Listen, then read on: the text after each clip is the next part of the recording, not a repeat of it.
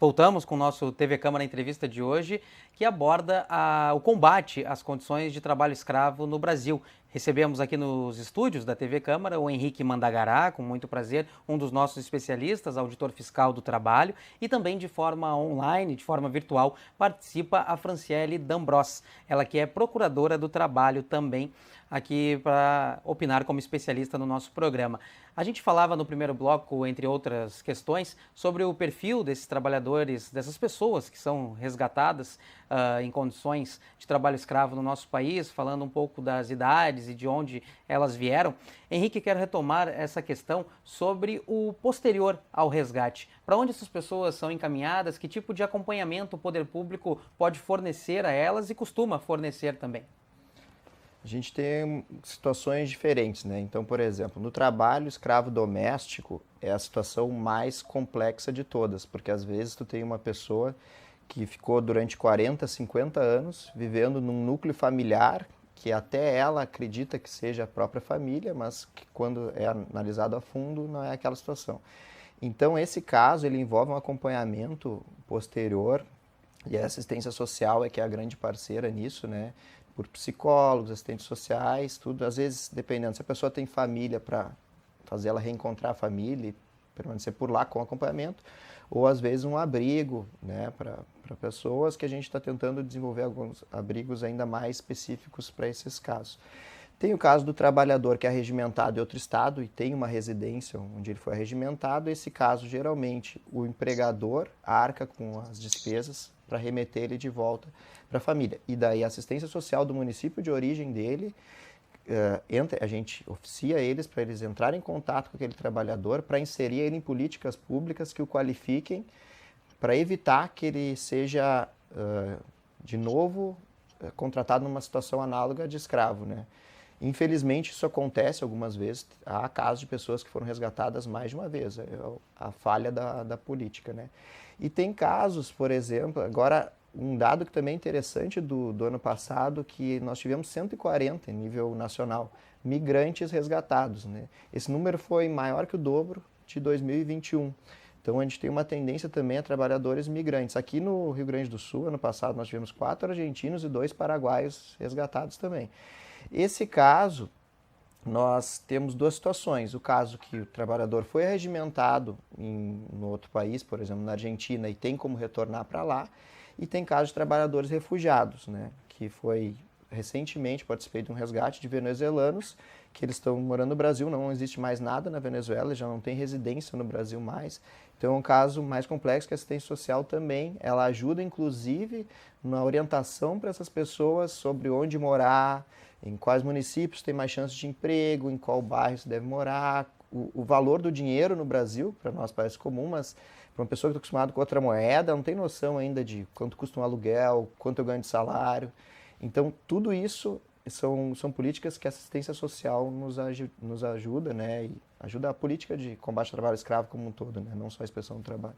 Perfeito. Franciele, o Henrique nos traz dados, então, de trabalhadores que vêm de outros países, de outros estados, enfim. A gente conhece também casos que na região nordeste, perdão, na região norte, o setor de mineração contribui bastante para esses casos de escravidão. Me pergunto aqui no nosso estado, no Rio Grande do Sul, existe algum setor, alguma área em que os trabalhadores são mais comumente encontrados?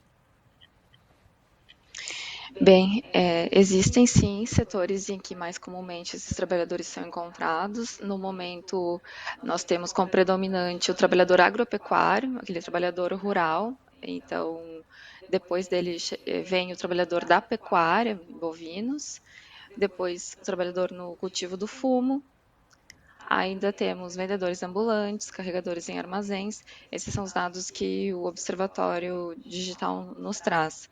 Mas, em regra, então, predomina o trabalhador rural nessa vivência diária no combate ao trabalho escravo.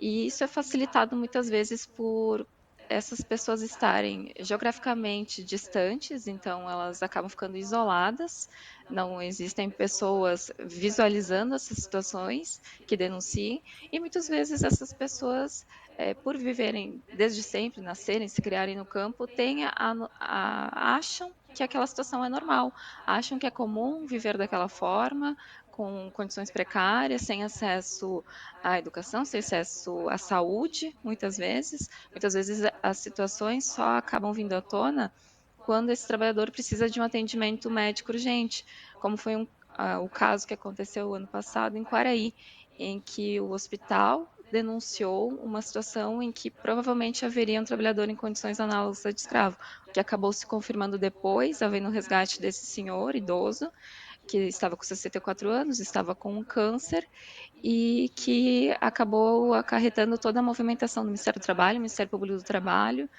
para resgatá-lo e promover uma condição digna, tanto que ele acabou falecendo ainda no ano passado, mas faleceu numa casa de repouso, recebendo uma pensão mensal vitalícia, fruto do trabalho destes órgãos, da assistência social, do Ministério Público, do Ministério do Trabalho, que fizeram esse trabalho conjunto.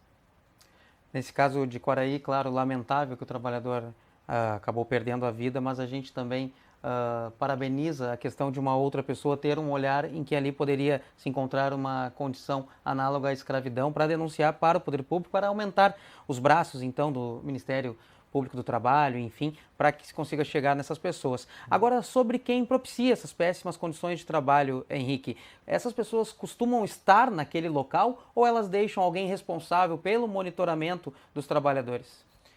É difícil tu encontrar o responsável final por aquelas condições, né? É muito difícil tu encontrar no local. Geralmente existe o gerente da fazenda, né, que está ali e responde, toma decisões, mas é difícil muitas vezes para a gente até identificar que é o proprietário daquela terra, né? Às vezes a gente se vê numa situação que surge um dinheiro para pagar aqueles trabalhadores, né? Porque quando ocorre o resgate, a gente pede para encerrar o contrato de trabalho, porque não é um contrato de trabalho aceito naqueles termos do Estado brasileiro, e pagar tudo que é devido ao trabalhador. Então precisa de dinheiro para isso. E justamente, às vezes aparece o dinheiro e não aparece o dono do dinheiro, né? E é difícil achar. Tu comentou sobre o exemplo da mineração, né? O caso de garimpeiros é um caso que é muito difícil tu conseguir seguir o dinheiro para ver quem financia tudo aquilo ali, né? E aqui mais para a nossa realidade do Rio Grande do Sul, realmente as propriedades aqui geralmente a gente consegue identificar quem é o proprietário da terra e ir atrás dessa pessoa. Mas no local lá, raramente tu tem o proprietário trabalhando. Geralmente são prepostos ou muitas vezes acontece do gato, que é aquela figura que intermedia o trabalhador para trazer de outro estado, ele também toma conta, às vezes chamam de turmeiro, né? Porque toma conta da turma ali e às vezes ele que intermedia inclusive os pagamentos e o que a turma precisa. Então, precisa de água, vê ali com o turmeiro, precisa de determinada ferramenta, ele que recebe e faz pagamento dos trabalhadores. Mas esse chamado turmeiro, gato, ele pode ser punido também? Sim, porque além do crime de reduzir uma pessoa à condição análoga de escravo, existe o crime de tráfico de pessoas, que geralmente são crimes que estão muito ligados, né? Então, tu traficar pessoas, e aí uma das hipóteses lá do tipo penal é para trabalho análogo ao de escravo, é um crime e essa pessoa também pode ser punida. Perfeito. E, Franciele, como chegar, como seguir o dinheiro e como chegar a esses grandes responsáveis? Como é que a Procuradoria do Trabalho age nessa questão? Bem, muitas vezes realmente é difícil encontrar o responsável, mas o Ministério Público do Trabalho conta com alguns sistemas de inteligência em que nós conseguimos fazer pesquisas em bancos de dados muito sigilosos, em que a partir dessa atividade investigativa que ocorre no inquérito civil, muitas vezes necessitando de uma autorização judicial para o caso de quebra de sigilo bancário, por exemplo, aí é encontrado o responsável numa cadeia produtiva, por exemplo. Então, nós buscamos sempre que possível encontrar quem na cadeia produtiva é o responsável por toda ela, ao invés de punir tão somente aquele que diretamente está envolvido na situação. Existem casos bastante expressivos em que nós vemos grandes empresas, até oficinas de costura, é um caso clássico, em que grandes marcas de vestuário acabam contratando pequenas oficinas que, por sua vez, subcontratam trabalhadores, muitos venezuelanos, bolivianos, submetem-os a condições degradantes e dizem que não, nada sabiam. E a partir dessa atividade de inteligência, de investigação, se verifica que sim, que havia um conhecimento ou que houve uma omissão, pelo menos, na verificação dessa existência de trabalho na ponta da cadeia.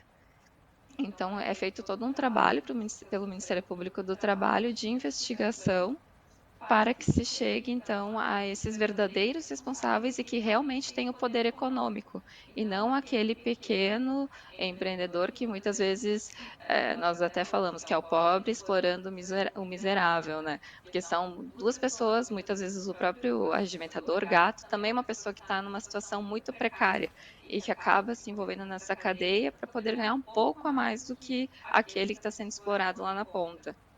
Então, esse que tem sido feito o trabalho do Ministério Público do Trabalho e a responsabilização por meio de ações judiciais em regra. Franciele, sobre essas responsabilizações após o processo de fiscalização, de investigação, existem diferentes tipificações para o crime das condições análogas à escravidão e quais as penas previstas? Bom, o Ministério Público do Trabalho não atua na questão penal. Ele fica distrito às questões trabalhistas e penalidades de natureza civil, como a cobrança de indenizações, fazer com que esse empregador se comprometa no futuro à observância da legislação trabalhista, sob pena de sofrer penalidade pecuniária, ou seja, pagar uma multa, dinheiro, e muitas vezes se verifica que essa penalidade pecuniária é muito mais efetiva do que uma punição penal ou criminal, porque acaba envolvendo no bolso da empresa, né, em termos simples, e isso acaba inibindo muito mais a conduta de outros empregadores, gerando um receio de sofrerem as mesmas consequências de natureza econômica, fazendo com que, então, haja esse caráter pedagógico na indenização.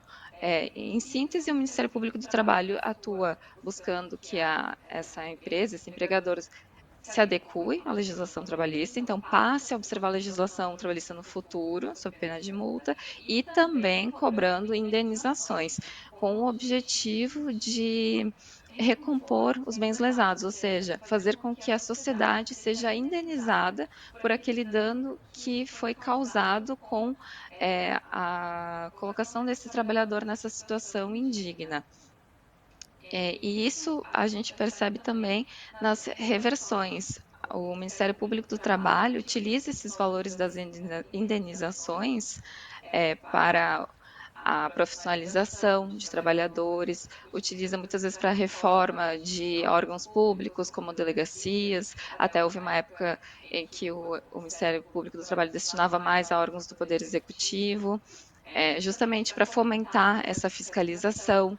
Há também a destinação de valores para a erradicação do trabalho infantil, promovendo com que crianças e adolescentes possam ter uma efetiva educação e aproveitamento da infância e não vão para o trabalho infantil e, consequentemente, talvez em momento futuro para o trabalho em condições análogas a de escravo, que terão melhores condições e conhecimento de não serem submetidos.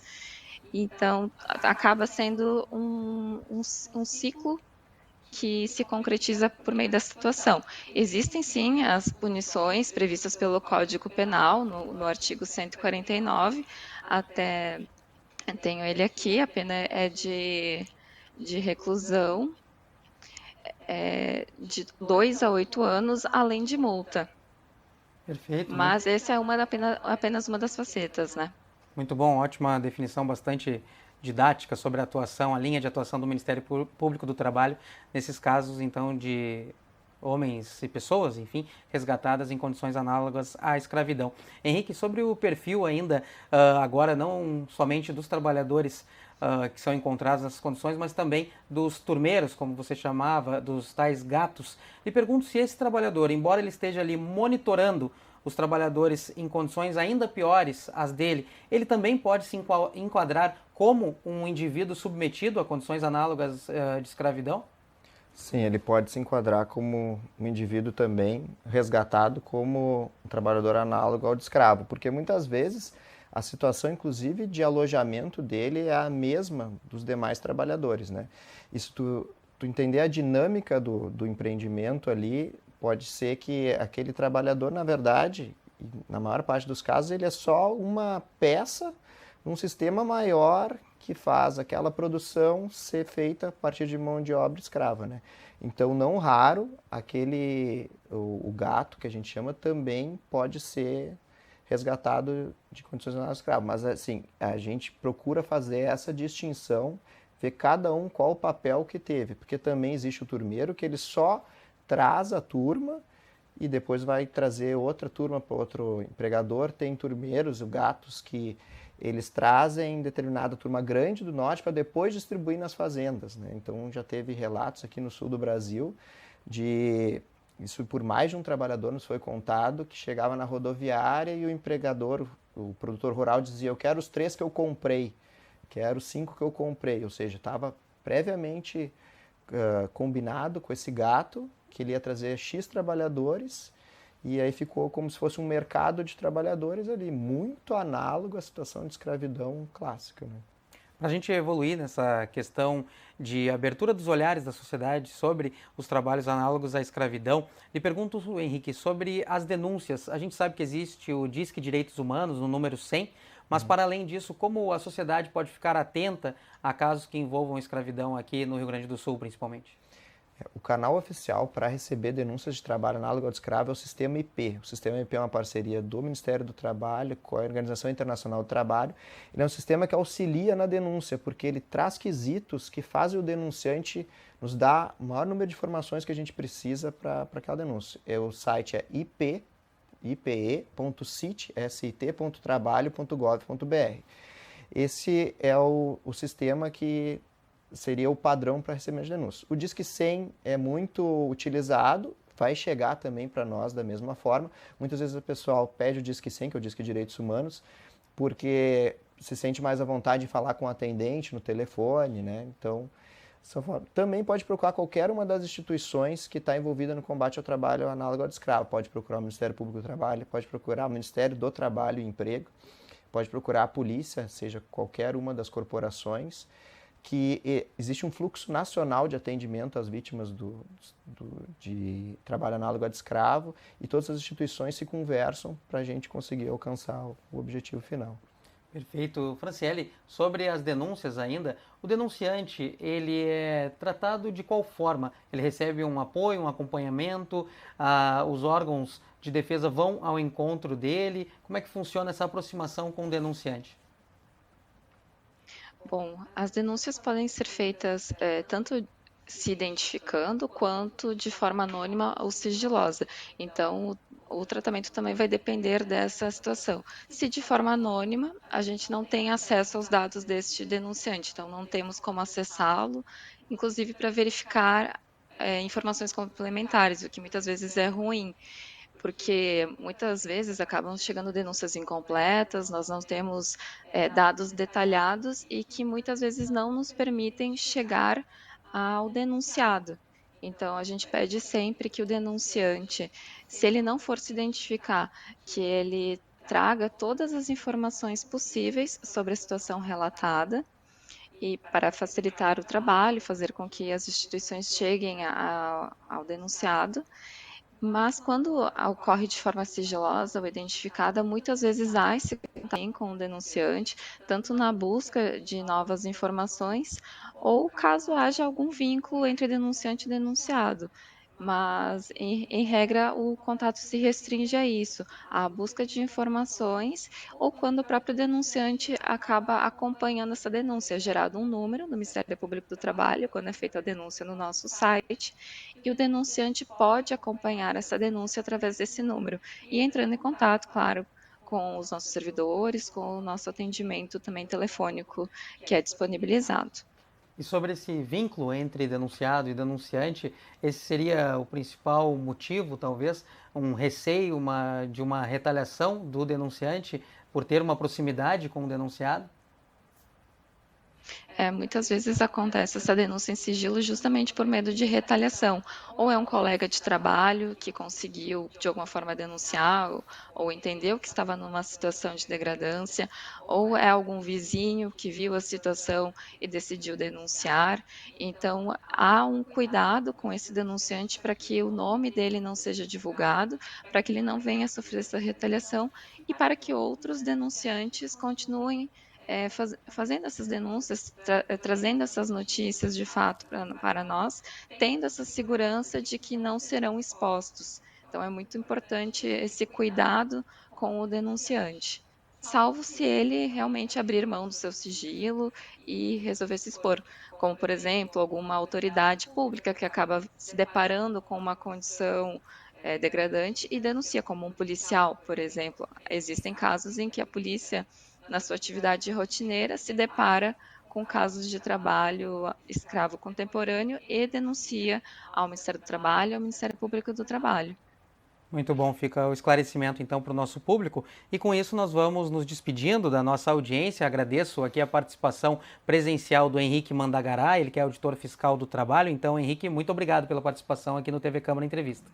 Eu que agradeço, Matheus, muito bom a gente ter explorado, né, e dar consciência para a população que existe o trabalho escravo e do que ele se trata. Então, para o trabalhador, para o vizinho, para o próprio empregador, que muitas vezes também desconhece que existe o trabalho análogo ao de escravo, o que pode acontecer com ele. Então, à medida que todos tomarem conhecimento disso, que bom que talvez daqui a alguns anos a gente venha falar sobre a redução do número de trabalhadores resgatados aqui no Rio Grande do Sul. Para a gente alcançar esse objetivo, é importante que a gente continue tocando nesse assunto, esclarecendo essas questões com especialistas, com pessoas que realmente estão envolvidas na fiscalização e na atuação desse processo de combate ao trabalho escravo no nosso país. Por isso, também agradecemos a participação virtual da Franciele D'Ambrosa, ela que é procuradora do trabalho. Muito obrigado, Franciele. Obrigada, Matheus, pela oportunidade de estar aqui hoje e espero que esses dados, essas informações que nós trouxemos aqui possam servir para que novas denúncias cheguem até nós e também para que as pessoas tomem consciência de que devem observar a legislação trabalhista, que há punição e que os órgãos públicos estão atentos a essas situações. Vocês irão continuar atuando como especialistas, como agentes atuantes desse processo de combate ao trabalho escravo no nosso país, e nós da imprensa continuamos levando essas informações para que a sociedade fique sempre atenta a esse tema que é de suma importância para todos nós. Então, o TV Câmara, a entrevista de hoje fica por aqui, e para acompanhar mais detalhes da nossa programação, fique de olho nas nossas redes sociais. Obrigado pela sua audiência e pela sua companhia. Até a próxima edição.